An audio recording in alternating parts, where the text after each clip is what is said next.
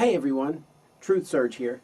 Yes, I'm appearing in my own video series. Alright, I wanted to show up now and clear something up.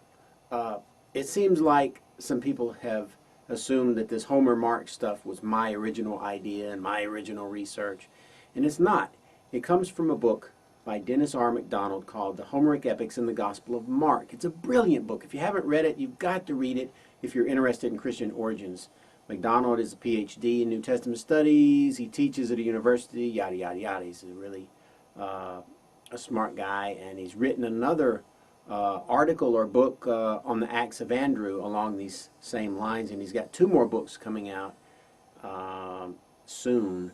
And so anyway, I wanted to clear this up because I don't want people to think that somehow I did all this.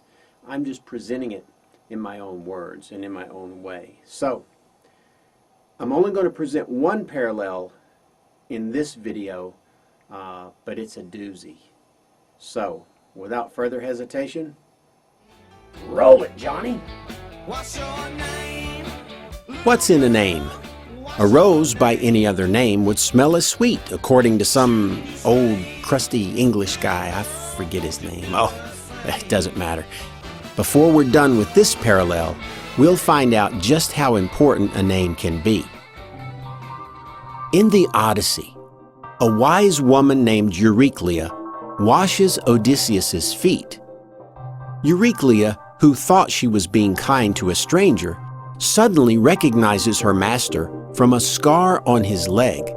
She loses her grip on his leg and his foot falls into the basin, spilling water onto the floor. They talk some more, and then she finishes the wash and anoints him with oil. In Mark, an apparently wise woman somehow recognizes an apparent stranger as Jesus, the Son of God, and somehow knew that he was not long on this earth. She anointed him with costly ointment after breaking the container open.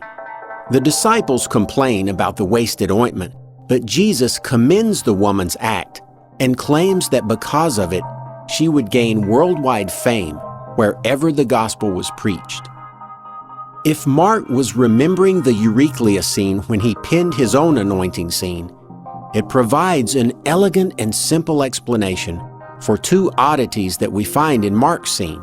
First, why the woman would need to break an alabaster box to get at the costly spikenard inside, and second, how an anonymous woman could possibly gain worldwide fame.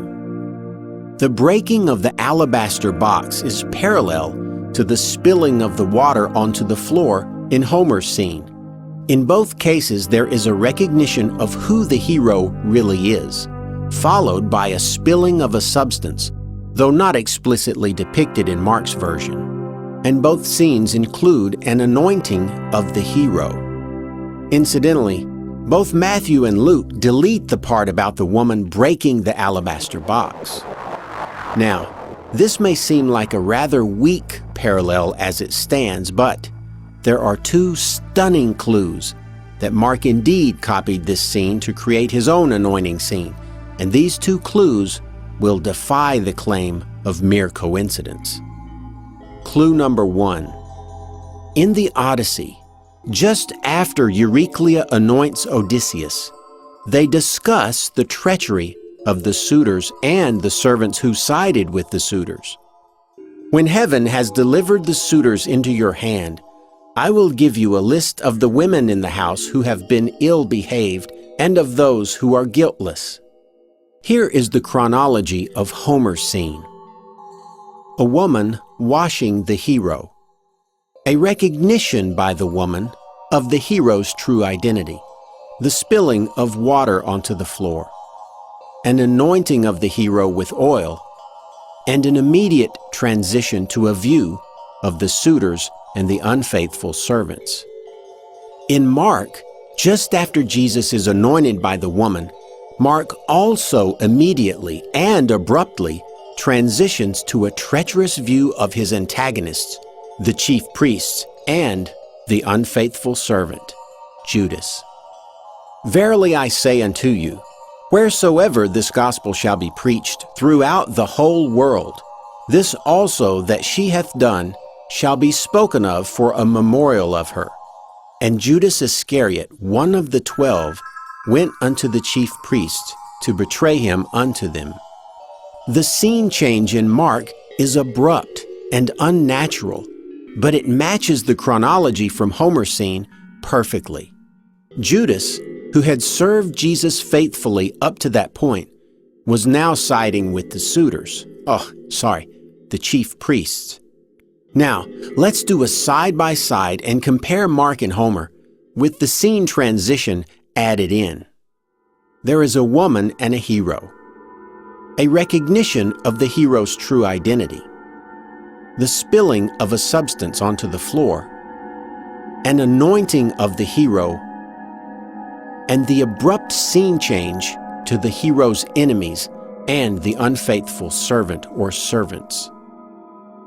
What is the likelihood that both anointing scenes would match up with a recognition, spilling of a substance, an anointing of the hero, and then transition immediately at the exact spot to a view of the hero's enemies and the betrayal by a trusted insider? Still not convinced? I told you there were 2 clues. Now for the final clue that will leave no doubt that Mark was indeed copying from the Euryclea scene. Clue number 2. Let's recall the woman who anointed Jesus with the costly ointment. Though anonymous in Mark's story, somehow she would not remain anonymous but would be remembered far and wide for her selfless act. Truly I say to you, wherever the gospel is preached in the whole world, what this woman has done will also be spoken of in memory of her. This seems rather strange. How would an unnamed woman become known worldwide? What would people remember her as? That woman that anointed Jesus? It just seems odd to me that Mark would not supply us with her name. But the key to explaining this oddity and proof that Mark was copying from the Odyssey lies in the meaning of the name of the anonymous woman's counterpart, Euryclea. The anonymous woman in Mark's story would gain far-flung glory for anointing Jesus. In Greek, Euryclea means, what's in a name? Apparently, more than we realized. That's all for now, but in the next couple of vids, it's going to get even more real.